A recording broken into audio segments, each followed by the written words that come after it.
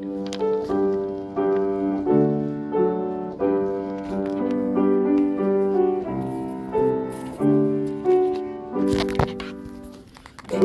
없이 살 수 없네 죄인의 구주여 그 귀한 복의 피로 날 구속하소서 구주의 사랑으로 흘리신 보혈이 내 소망 나의 위로 내 영광 됩니다.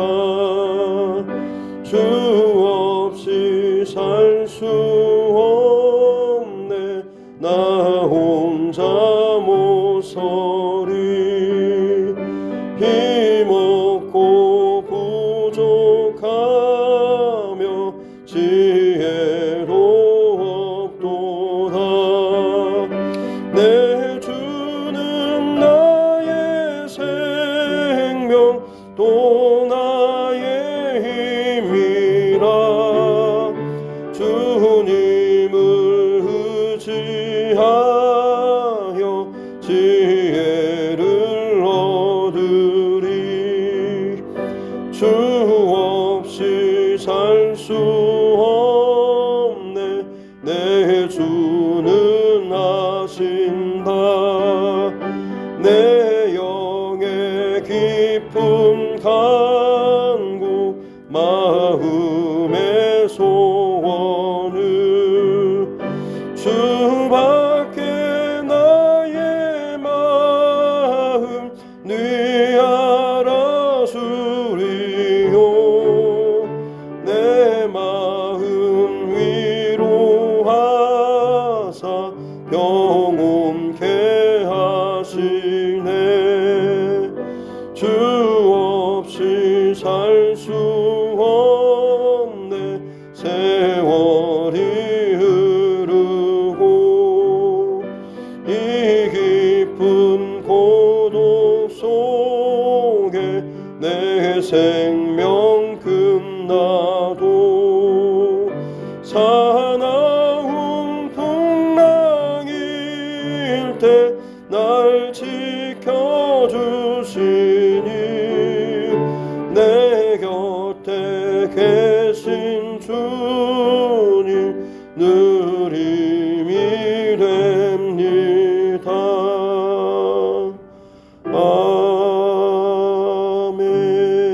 아멘. 찬송가 515장입니다. 찬송가 515장 통합찬송 256장입니다.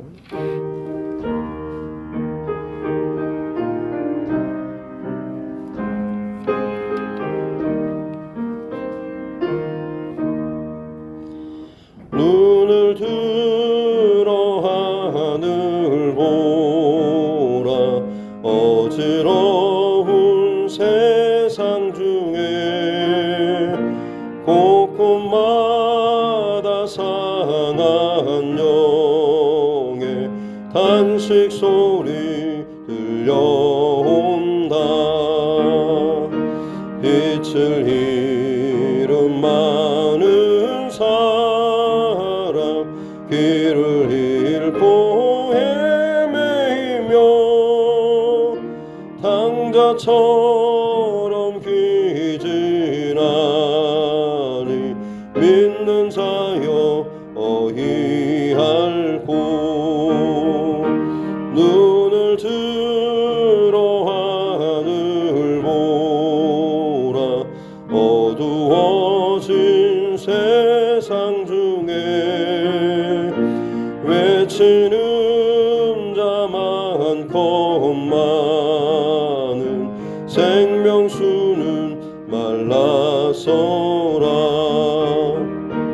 죄를 대속하신 주님 선한 일 찾으시나 대답하리 어디 있나 믿는 자여 어이할고 눈을 들어 하늘 보라 살아계신 주 하나님 약한 자를 부르시어 하늘 뜻을 전하셨다 생명수는 홀로 예수 처음이요 나중이라 주님 너를 부르신다 믿는 자여 어이할고 눈을 들어 하늘 보라 다시 사신 그리스도 만 백성을 사랑하사 오래 참고 기다리네 인내하신 우리 구주 의의 심판하시는 날 곧 가까이 임하는데 믿는 자여 어이할고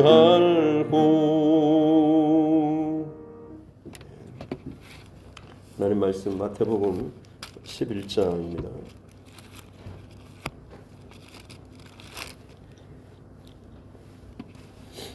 마태복음 11장 6절부터 14절 말씀까지입니다. 마태복음 11장 6절부터 14절 말씀까지입니다. 같이 함께 합독하겠습니다. 누구든지 나로 말미암아 실족하지 아니하는 자는 복이 있도다 하시니라.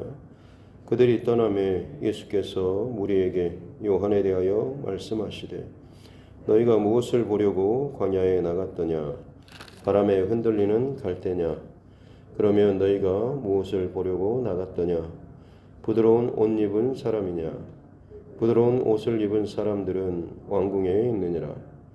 그러면 너희가 어찌하여 나갔더냐 선지자를 보기 위함이었더냐 옳다 내가 너희에게 이르노니 선지자보다 더 나은 자니라. 기록된 바 보라 내가 내 사자를 네 앞에 보내노니 그가 네 길을 내 앞에 준비하리라 하신 것이 이 사람에 대한 말씀이니라. 내가 진실로 너희에게 말하노니 여자가 낳은 자 중에 세례 요한보다 큰 이가 일어남이 없도다. 그러나 천국에서는 극히 작은 자라도 그보다 크니라. 세례 요한의 때부터 지금까지 천국은 침노를 당하나니 침노하는 자는 빼앗느니라.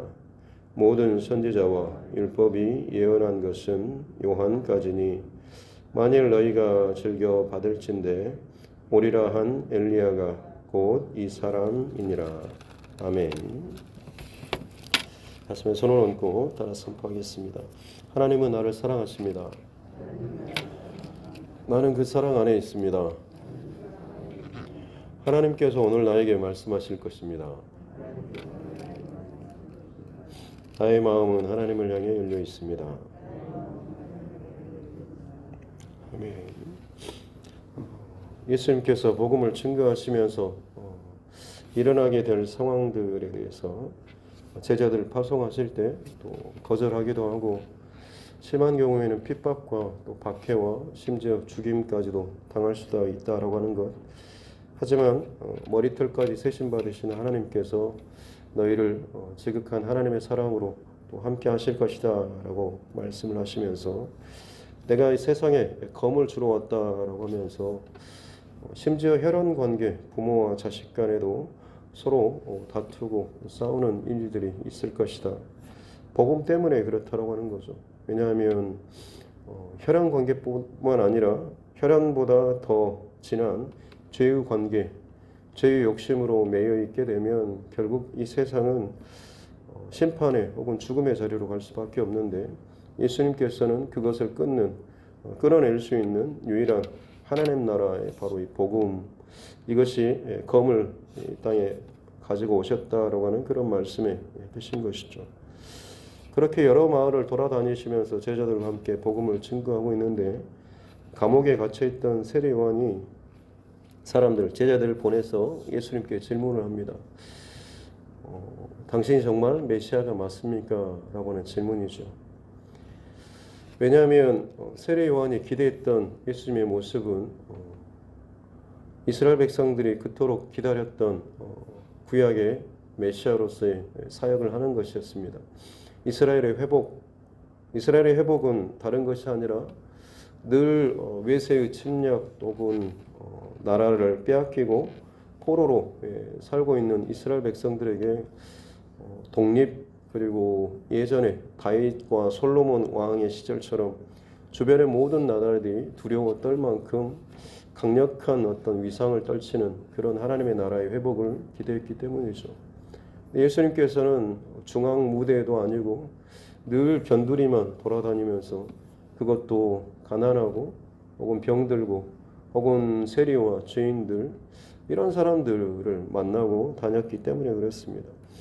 그래서 도대체 본인 스스로도 하나님의 세상 죄를 지고 가는 하나님의 어린 양이라고 예수님에 대해서 그 메시아다라고 가리켰음에도 불구하고 감옥에 있는 동안에 지금 이 세례 요한이 의심이 혹은 의문이 생겼던 거죠. 그랬을 때 예수님께서는 맹인이 보고 못 걷는 사람이 걷고 나병 환자가 깨끗함을 받고 못 듣는 자가 또 들으며 죽은 자가 살아나고 가난한 자들에게 복음이 증거된다라고 하는 이 예수님이 지금 하고 계시는 일들을 그냥 그대로 또 가서 전하라라고 말씀을 하시죠. 이 말씀은 구약에 예언된 메시아의 사역인 것이죠. 비록 세례 요한이 받아들이기에는 참 작아 보였고 혹은 다른 어떤 사역처럼 보였지만, 분명히 예수님께서는 하나님의 나라 메시아 사역이 시작되고 있다라는 이 말씀을 그대로 전해주신 것입니다. 그리고 나서 누구든지 나로 말미암아서 실족하지 않는 자가 복이 있다라고 하는 이 말씀을 하시면서, 이제 오늘 이어서 세례 요한의 제자들이 이제 떠나고 나서 예수님께서 세례 요한에 대해서 하시는 말씀이죠. 너희가 무엇을 보려고 광야에 나갔더냐. 400년이 넘는 시간 동안 구약의 말라기 선지자 이후로 하나님의 그 선지자가 나타나지 않았습니다.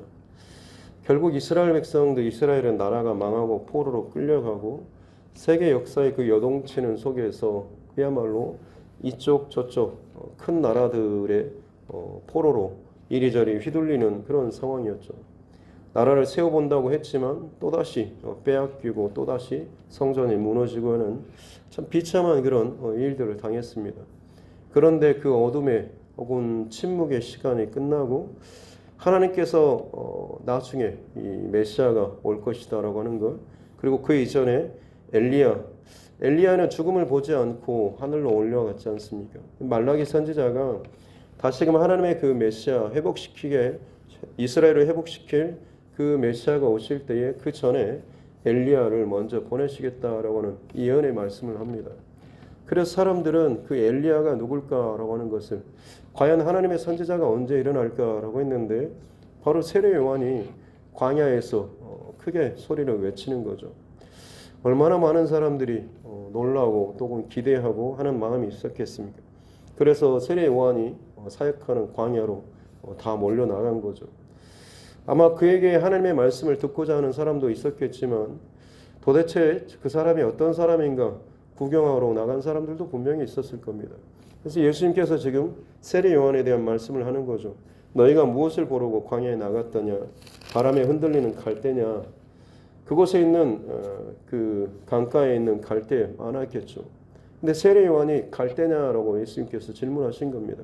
그는 이리저리 사람들의 어떤 눈치나 혹은 분위기 혹은 어떤 줏대 없이 이리저리 흔들리는 그런 사람이 아니었다라고 하는 거죠.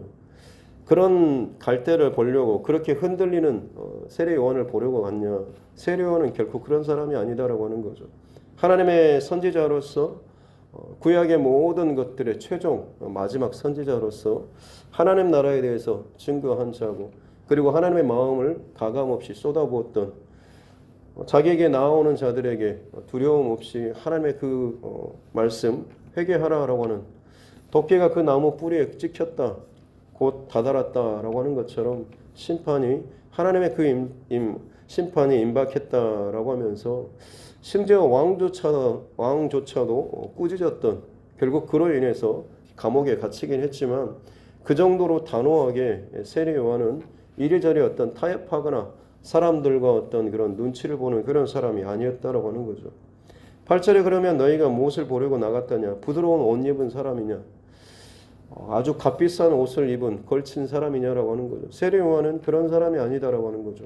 세례 요한은 약태 털옷을 입고 가죽띠를 띠고 메뚜기와 석창을 먹었던 사람, 거친 그 광야에서 참 검소하게 그야말로 금욕적인 삶을 살았던 사람이 세례 요한인 거죠.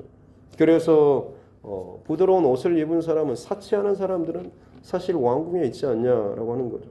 세례 요한은 갈대처럼 흔들리는, 줏대 없이 흔들리는 사람이 아니라 분명한 하나님의 중심을 가진 사람이고, 그는 사치하고 자기 어떤 일신의 어떤 만족이나 쾌락 혹은 편안함을 위해서 사는 사람이 아니라, 그는 오직 하나님의 그 사명을 위해서 자신을 절제하고 자신을 쳐서 사역했던 사람이다라고 하는 거죠.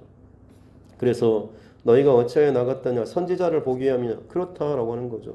이 사람이 진짜 너희가 그토록 기다리고 혹은 말라기 선지자가 예언했던 바로 그 먼저 오리라라고 하는 그 사람, 바로 그 이사야, 엘리야 선지자가 바로 이 사람이다라고 하는 것을 이야기하고 있는 것입니다. 그래서 특별히 9절 끝에 보면 선지자보다 더 낫다라고 말씀을 하시죠. 이 말은 세례 요한이 다른 앞서의 구약의 모든 선지자보다 어떤 능력이 탁월하다, 더 크다라는 그런 의미가 아니라, 구약의 모든 예언이나 선지자들이 가리키는 동일한 메시지는 뭐냐면 메시아가 오실 것이다 라고 하는 거죠. 멀리서 메시아가 오신다, 메시아가 오신다인데 세례 요한은 그 메시아가 바로 이분이다 라고 하는 것에 대해서 정확하게 자기 시대에 자기가 살아있는 동안에 그 메시아를 눈으로 보고 손으로 가리켰던 사람, 그런 의미에서 가장 메시아를 가리킨 데 있어서 오실 것이다 하는, 멀리서 어떤 사역을 할 것인지 거리감이 있지만 세례 요한은 바로 이 앞에서 바로 이분이야 라고 가리켰던 사람이기 때문에, 그런 선지자이기 때문에 그런 의미에서 다른 모든 구약의 선지자보다 더 낫다라는 이 말씀을 예수님께서 하신 것이죠. 그래서 11절에서도 여자가 낳은 자 중에 세례 요한보다 큰 이가 일어남이 없다라고 하는, 구약의 모든 그 선지자들과 사역 그런 메시지의 가장 마지막 끝자리에 서 있는 사람이 세례 요한이기 때문에, 그처럼 요한이 어떻게 보면 구약 전체에 대해서 대표 주자처럼 마지막 끝자리에서 달리기를 한다고, 이하 달리기를 한다고 한다면 구약의 마지막 주자가 바로 이 세례 요한인 거죠. 그래서 세례 요한보다 더 큰 이가 없다라고 말씀하시면서도 11절 중반절에 보면 그러나라고 하면서, 그러나 천국에서는 극히 작은 자라도 이 세례 요한보다 더 크다라고 말씀을 하시면서, 세례 요한의 때부터 지금까지 그리고 앞으로 계속해서 그 하나님 나라 천국은 침노를 당한다라고, 침노하는 자는 빼앗느니라, 마치 그 하나님의 나라를 적극적으로 간구하고 혹은 그것을 구하고 그것을 사모하는 자들에게 하나님의 나라는 빼앗기고 열려지고 그들에게 주어진다라고는 이 말씀을 표현을 이렇게 하고 계신 것이죠. 그래서 다시 한번 모든 선지자와 율법 13절에 여기는 구약의 말씀입니다. 구약이 예언한 것은 다 이제 요한까지, 요한이 바로 세례 요한이 구약의 전체의 마지막 주자다라고 하는 것을 다시 한번 말씀하시고, 오리라고 한 이 엘리야가 곧 이 사람이다라고 하면서 예수님께서 이 세례 요한이 바로 그 예언대 먼저 보낸 그 사자, 바로 그 엘리야다라고 예수님께서 확장해서 말씀을 해주시고 있는 것이죠. 오늘 말씀에서 한 가지 여러분과 나누고자 하는 것은 천국은 침노를 당한다라고 이 메시지입니다. 우리는 어찌 보면 천국을 침노한다라고 했을 때 하나님 나라는 침노를 당하고 또 그것을 침노하는 자는 그것을 빼앗는다라고 했을 때 이것을 나의 어떤 공격적인 혹은 나의 열심, 열정 이런 것으로 우리는 많이 생각을 하고 그만큼 더 작정하고 하나님 앞에 헌신하고 혹은 예배하고 헌금을 하고 여러 가지 봉사를 하는 이런 정도면 하나님의 나라를 또 얻을 수 있다라고 우리는 많이 생각합니다만 한 가지 여기에서 점검했으면 하는 것은 정말 그것이 하나님 천국을 침노하는 그런 모습의 핵심일까라고 하는 거죠. 만약 그런 정도의 열심과 중심과 헌신이라고 한다면 세례 요한보다 저와 여러분이 더 그런 중심을 갖고 있습니까? 세례 요한은 어찌 보면 한평생 흔들림 없이 복음을 증거했고 하나님 나라를 증거했고 하나님의 뜻에서 어긋남이 없이 살았던 사람 아닙니까? 그런데도 그 세례 요한보다 어찌 보면 우리는 더 낫다, 더 크다라고 말씀을 하고 계신 것이죠. 첫 번째 의미는 그렇습니다. 세례 요한은 예수님의 그 십자가와 죽음, 부활 여기까지는 보지 못했기 때문에 그렇죠. 메시아가 이분이다라고 하는 것은 알았지만 그 메시아가 하나님의 나라에 대한 그 회복을 어떤 방식으로 어떻게 이룰 것인가에 대해서는 그는 보지 못했고 알지 못했습니다. 하지만 우리는 예수님께서 십자가와 부활을 통하여서 그 온 세상의 구원, 하나님 나라의 그 회복에 대한 이 사역을 하셨다라고 하는 것을 우리는 알고 있는 거죠.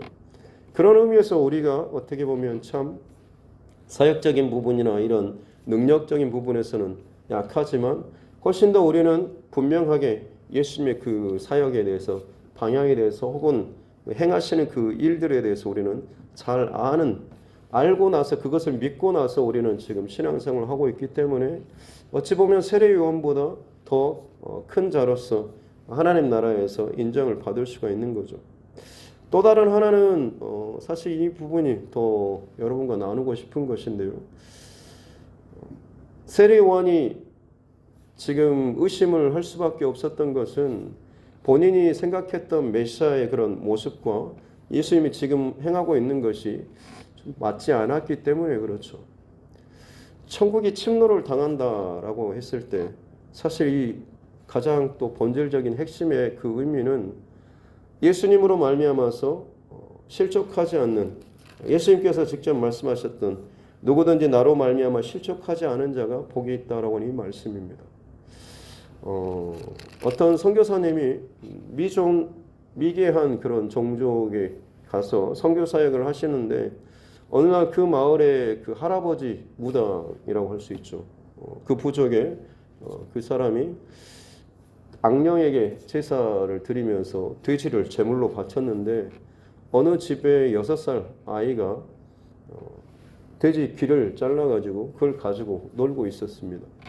근데 그 악령이 그 제사를 받다가 귀가 하나 떨어져 나온 것을 보고 기분이 나빠서 빨리 귀까지 나한테 바쳐라라고 해서 그 무당 할아버지가 귀를 달라고 했는데 아이가 주지 않으려고 했던 거죠.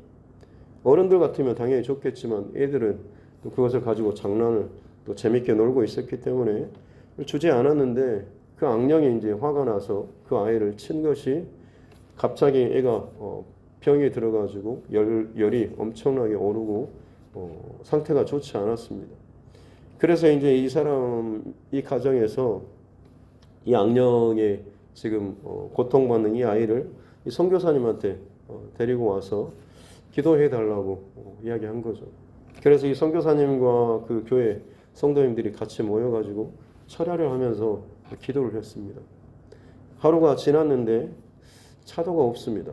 그래서 이 아이를 그냥 집으로 돌려보내고 있었는데 며칠 지나고 나서 아이는 그냥 죽었습니다. 그런데 일주일 후에 이 가정과 그리고 주변에 있는 이웃 사람들이 교회로 왔습니다. 이유가 뭐겠습니까? 아이가 죽고 나서 성도님들 몇 분이 가서 그 가정에 가서 위로를 해주고 또 기도를 해주었다라고 합니다. 그것 때문에 사실 이 가정이 그리고 주변에 있는 이웃 사람들이 와서 회심하고 교회를 다니며 예수님을 믿는 사람이 되었다라고 하는 거죠. 이 선교사님은 굉장히 좀 힘들었다고 합니다. 왜냐하면 마치 그 악령하고 하나님과 싸움에서 진 것처럼 여겨지지 않습니까? 우리 같으면 철야에서 기도했으면 아이가 깨끗하게 나와버리고 또 그 악령이 공격하려고 해도 예수 그리스도의 이름으로 선포해가지고 완전히 그냥 끝장을 내버리면 사실 그것이 굉장히 통쾌하고 또 그렇게 해서 온 마을 사람들이 와 하면서 이쪽으로 오는 그런 방법들을 우리는 많은 생각하고 있지만 다시 한번 생각을 해보면 만약 그 방법으로 실제적으로 그런 일들이 분명히 일어났다고 한다면 마을 사람들은 그 무당 할아버지 쪽이 아니라 분명히 선교사님 쪽으로 하나님을 믿겠다라고 일이 올 것입니다. 하지만 그 믿음의 그 동기는 자기들이 그동안 믿었던 그 악령보다 더 힘이 센 두려운 그런 신으로 여겼겠죠. 더 힘이 세고 더 능력이 있고 더 칼같이 강한 어떤 신으로 또 다른 어떤 우상의 하나로 더 강한 신으로 아마 하나님을 그렇게 고백하고 나왔을 것입니다. 하지만 비록 아이의 생명은 죽었지만 사람들이 이제는 그 악령의 심판을 받은 그 가정이 다가가는 것조차도 두려워하는 그때에 그 성도들이 가서 위로해주고 기도해줬을 때 그들 안에는 악령조차도 두려워하지 않고 그의 어떤 보복에 대해서 두려워하지 않고 오히려 더 와서 사랑으로 품어주고 위로해준 바로 이 사람들이 믿는 그 신이라고 한다면 기꺼이 나 또한도 믿고 싶다라고 해서 두려움과 심판의 하나님을 넘어선 그 사랑과 위로의 그 하나님, 어떤 재앙과 심판 속에서도 품어주시고 사랑하시는, 자기들은 어떻게 보면 그야말로 찍혔지 않습니까? 죄인 중에 죄인으로 찍힌 그 자들조차도 와서 사랑해주고 위로해주는 바로 그 모습을 보여준 것이죠. 그 선교사님처럼 어찌 보면 우리도 평생토록 예수님을 믿고 신앙생활을 하는 것에 대해서 우리의 생각과 우리의 기준에 따라서 신앙의 모습들을 그려가고 있는지 모르겠습니다.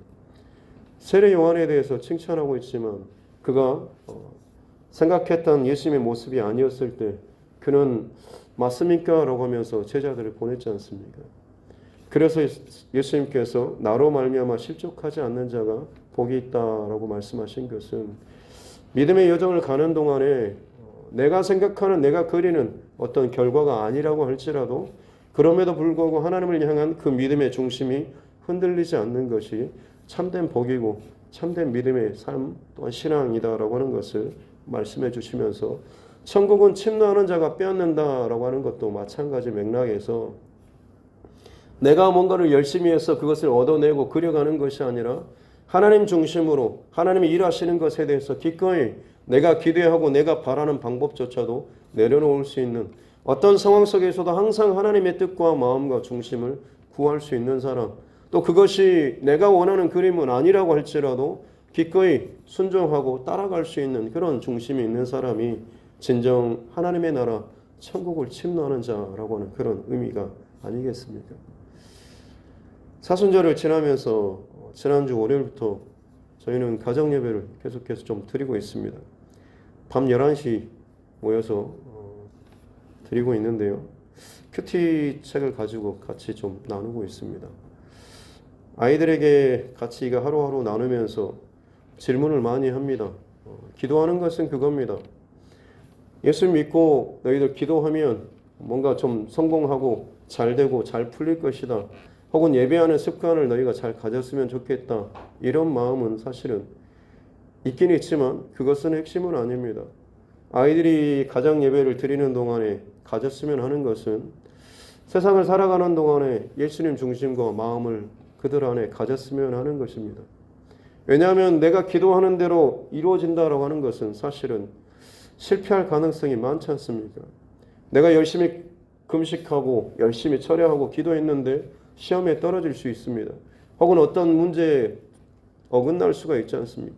그렇다고 한다면 나는 실망하고 도대체 하나님 나를 돕지 않는다라고 하는 것 때문에 내가 그린 그 기준 때문에 신앙이 언젠가는 흔들리고 혹은 빗나갈 수 있고 주변에 있는 친구들이나 다른 사람들로 인해서 다른 믿음이 공격을 받을 수가 있습니다만 지금부터 계속해서 하나님 중심으로 예수님 중심으로 생각하고 말씀을 붙잡고 살아가는 이 훈련을 한다라고 한다면 설사 내가 그리는 그림 혹은 내 인생이 흔들리고 혹은 막히고 어렵다라고 할지라도 그 상황 속에서도 하나님께서 끌어가실 것에 대해서 흔들리지 않는 믿음과 신뢰함이 있다라고 한다면 그것이 오늘 본문에서 이 천국을 침노하는 자처럼 평생을 살아가는 동안에도 내 상황 때문에 내 형편 때문에 그 믿음이 흔들리지 않는 그런 사람이 될 것이다라고 하는 마음이 있습니다.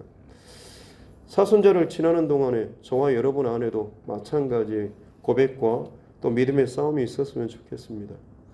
우리는 어찌 보면 내 신앙 그리고 교회의 어떤 비전에 대해서도 우리 교회가 이런 교회가 됐으면 좋겠습니다라고 하면서 수십 명의 선교사를 파송하고 교회 덩치를 더 키우고 교인들이 더 많아지고 많은 일들을 감당하고 하는 하지만 그것보다 더 근본적인 것은 하나님께서 우리 교회를 통해서 어떤 사역을 어떤 일을 어떻게 하기를 원하시는가라고 하는 것을 더 정직하고 진실하게 묻고 기도하며 그것이 이루어질 수 있도록 그것이 우리를 통하여서 펼쳐질 수 있도록 해달라고 그런 중심과 마음의 기도와 그 싸움이 우리 안에 먼저 있었으면 좋겠습니다. 그것이 딱 이 시대 가운데 우리 교회를 향한 또 가정을 향한 우리 한 사람 한 사람을 향한 하나님의 뜻이 온전히 이 땅에 이루어지는 그런 일인 줄로 믿습니다.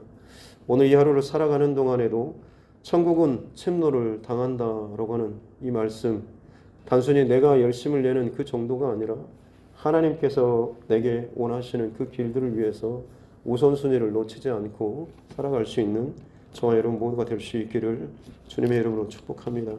기도하겠습니다. 살아계신 아버지 하나님 감사합니다. 사순절 이제 첫째 주를 지나고 둘째 주를 또 통과하는 이 과정 가운데 예수님의 십자가의 여정을 더 깊이 묵상하며 살아가는 우리 모두 되게 하여 주시옵기 원합니다. 코로나로 인해 혹은 여러 가지 상황과 일들로 인해서 분주하고 복잡하고 그저 늘 내 안에 해왔던 습관대로 이 시간들을 지나가지 않도록 도와주시고 더 결단하고 집중하며 하나님께서 내게 정말 원하시는 그 말씀과 또 뜻들을 분명하게 또 찾고 구하며 기도하며 순종하며 나아갈 수 있는 우리 삶 되게 하여 주시옵소서. 세례 요한조차도 예수님의 그 사역의 모습에 대해서 이해하지 못하고 받아들이지 못했던 예수님이라고 한다면 메시아라고 한다면 이렇게 해야 되지 않나라고 하는 내 안에 그리고 있는 하나님의 나라, 하나님의 방법, 하나님의 일 이것이 틀어졌을 때 그조차도 흔들렸던 모습 혹시나 내 안에도 있지 않는지를 다시 한번 점검하기를 원합니다. 예수님을 믿고 신앙생활을 열심히 하면 하나님께서 복을 주셔서 이렇게 해주시고 이렇게 응답해 주시고 이렇게 길을 내주셔야 하는 거 아니냐라고 하는 내 중심의 무게중심의 신앙의 생활이 아니라 하나님께서 무엇을 기뻐하시고 원하시는지를 더 철저히 묻고 엎드리며 또 그 말씀대로 순종하며 그 뜻이 내 삶 가운데 이루어지기를 원하는 내 상황과 형편이 중심이 아닌 아버지의 뜻이 항상 중심이 되는 그런 믿음의 삶을 살아갈 수 있는 우리 모두 되게 하여 주시옵소서. 그렇게 막힘없이 하나님의 뜻과 하나님의 계획이 나를 통하여서 우리 가정을 통하여서 이 두드림 교회를 통하여서 온전히 성취되고 이루어질 수 있도록 은혜를 베풀어 주시옵소서. 이정은 집사님 하나님 앞에 또 작정한 사순절 예물을 올려드립니다. 말씀하여 주신 주님 또 응답하실 주님 감사합니다. 듣게 하여 주시고 주신 말씀 붙잡고 두려움과 떨림과 감사함과 기쁨 가운데 주님께서 말씀하시는 그 여정들 잘 따라갈 수 있도록 축복하여 주시고 그 길을 걸어가는 동안에 나도 모르는 사이에 내 안에서 내 모든 것들이 다시금 새롭게 변화되어지고 다듬어지는 귀한 은혜의 시간 될 수 있도록 주님 축복하여 주시옵소서. 오늘 이 한 날을 살아가는 동안에도 나의 중심이 과연 어디 있는지, 내 중심이 하나님의 말씀을 끌어가는지 이 부분들을 잘 점검하면서 항상 하나님 앞에 겸손하게 먼저 엎드리고 주님의 나라와 주님의 뜻을 구하는 사랑하는 주의 권속들 되게 하여 주시옵소서. 먼 곳에 있는 사랑하는 또 우리 가족들 오늘 이 하루도 건강 지켜주시고, 특별히 군복무 중에 있는 우리 자녀들 오늘 이 하루도 건강하게, 오늘 이 하루도 평안하게 하나님께서 지키시고 동행하여 주시옵소서. 코로나19로 말미암아서 참 많이 어려운 시간들이 이어지고 있습니다. 주께서 위로해 주시고 또 이 속에서도 믿는 자로서 마땅히 하나님의 뜻을 또 선포하고 흘려보내고 또 내가 감당할 수 있는 일들을 기쁨으로 잘 감당할 수 있는 우리 모두 되게 하여 주시옵소서. 감사드리며 거룩하신 우리 구주 예수님의 이름으로 기도드립니다. 아멘. 하늘에 계신 우리 아버지, 아버지의 이름을 거룩하게 하시며 아버지의 나라가 오게 하시며 아버지의 뜻이 하늘에서와 같이 땅에서도 이루어지게 하소서. 오늘 우리에게 일용할 양식을 주시고 우리가 우리에게 잘못한 사람을 용서하여 준 것 같이 우리 죄를 용서하여 주시고 우리를 시험에 빠지지 않게 하시고 악에서 구하소서. 나라와 권능과 영광이 영원히 아버지의 것입니다. 아멘. 주신 말씀 붙잡고 교회와 주종과 여러분 각자의 기도 제목과 코로나19 상황들, 또 우리 가정 자녀들, 다음 세대를 위해서, 또 우리 청년들을 위해서도, 그리고 선교사님들과 그 가정을 위해서도 함께 기도하겠습니다. 하나님 아버지 감사합니다.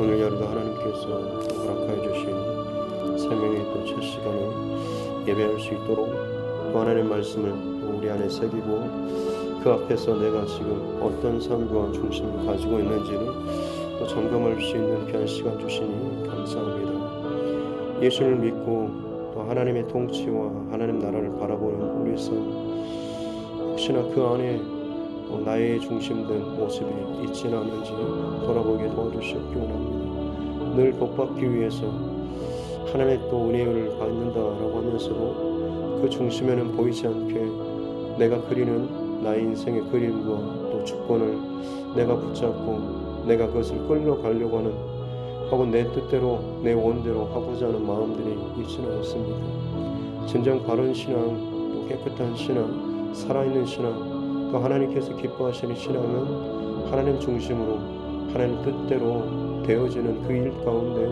우리가 쓰임받는 그런 삶의 통로인 줄로 믿습니다.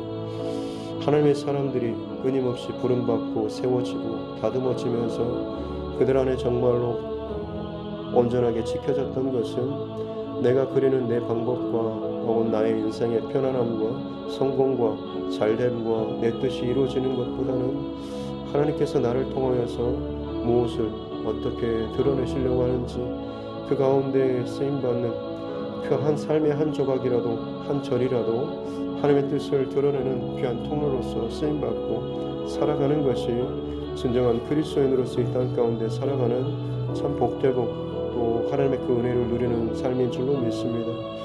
이 땅을 살아가는 우리의 삶, 또 우리 자녀들의 삶 가운데 항상 이 중심의 싸움이 있는 줄로 믿습니다. 오늘 하루도 살아가는 동안에 내가 먼저 말씀 중심으로, 하나님 중심으로, 하나님 뜻 중심으로 살아갈 수 있도록 은혜를 더하여 주시옵소서. 특별히 내 생각들, 내 고집들, 내 습관들, 혹은 내가 지금까지 해왔던 나의 통합과 경험들이 우선되지 않기를 원합니다. 내가 이것을 하나님 앞에 원하고 구하옵나니 하나님 이루어 주십시오가 아니라 일의 결과뿐만 아니라 일의 시작과 과정까지도 하나님께 더 묻고 기도하며 나아갈 수 있는 우리 모두 되게 하여 주시옵기 원합니다. 그 가운데 하나님 나를 부르시고 나를 사용하시고 나를 통하여서 하나님의 뜻을 이루신다라고 하는 이 자체가 얼마나 참 귀한 복인가라고 하는 그 쓰임받는 통로의 삶이 참으로 얼마나 복된 삶인가라고 하는 것을 알게 도와주시옵기 원합니다. 특별히 우리 다음 세대들 또 청년들 가운데도 이 중심의 싸움이 있기를 원합니다. 그래서 세상의 가치와 세상의 성공과 세상의 기준을 따라서 그것을 이루기 위해서 하나님을 믿고 또 예수를 믿고 기도하며 사는 예배하며 사는 인생들이 아니라 정말 하나님께서 나의 인생을 통하여서 혹은 나를 통하여서 내 가정을 통하여서 무엇을 기뻐하실지 정말 내게 원하시는 하나님의 뜻이 무엇이고 내가 이 땅 가운데 살아야 할 그 삶의 자리가 어딘지를 하나님 앞에 묻고 살아갈 수 있는 하나님 중심의 그 인생으로 살아갈 수 있는 우리 청년들 그리고 우리 다음 세대들 될 수 있도록 은혜를 더하여 주시기 원합니다. 또한 이 모든 일들을 위해서 우리가 먼저 아비 된 자, 어미 된 자로서 먼저 하나님의 뜻대로 하나님 중심대로 말씀대로 살아가는 것 또 그것으로 기뻐하며 감사하며 만족하는 삶을 살 수 있도록 은혜 내려주시기 원합니다. 세상에 부러워하는 것처럼 넉넉하고 화려한 삶은 아니라고 할지라도 말씀대로 살아가며 그 말씀대로 인도하시는 대로 순종하며 살아갈 때에 감사하며 기뻐하며 만족하며 또 하나님을 찬양하는 그런 삶의 모습, 신앙의 모습, 믿음의 모습이 참된 바른 믿음의 부모로서의 모습인 줄로 믿습니다. 이 땅 가운데 다른 것보다도 이 바른 신앙의 유산을 잘 물려줄 수 있는 자 되게 하여 주시옵기 원합니다. 내가 하나님 앞에 이렇게 작정하고 헌신하고 고백했더니 하나님께서 내게 이렇게 복 주셨다가 아니라 하나님께서 내 인생 가운데 이것을 말씀하시고 이렇게 인도해 오셨고 내가 하나님 앞에 이것이 죽어지고 깨지고 이렇게 하나님 앞에 드려지는 삶을 살아노라고 나는 아직도 여전히